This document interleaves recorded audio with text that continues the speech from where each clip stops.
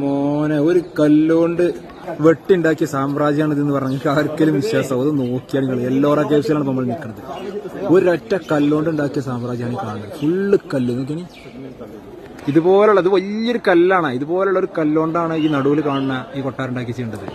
ഓരോ ഭാഗങ്ങൾ കട്ട് ചെയ്ത് ചെത്തി ഒഴിവാക്കി എന്താ യുനെസ്കോ പൈതൃകയിൽ ഇടം നേടിയ കേവ്സാണിത്.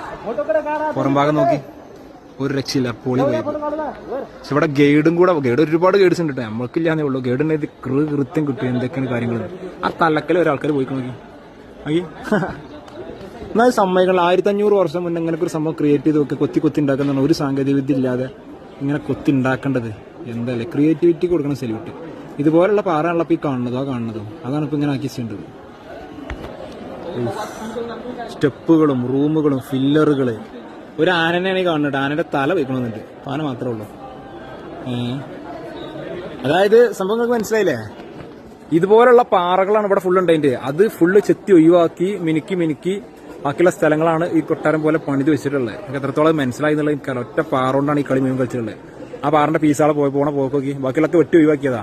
ഇങ്ങനെ പോയി അവിടെ ഒരു ഇതുണ്ടാക്കി, റൂം പോലെ സെറ്റ് ഉണ്ടാക്കി, അവിടെ നിന്ന് അങ്ങോട്ട് പോയി ഇതൊക്കെ ഒഴിവാക്കി ഇവിടെ ഒരു ഫില്ലർ പോലെ നിർത്തി. എന്തായാലും ആർട്ട്.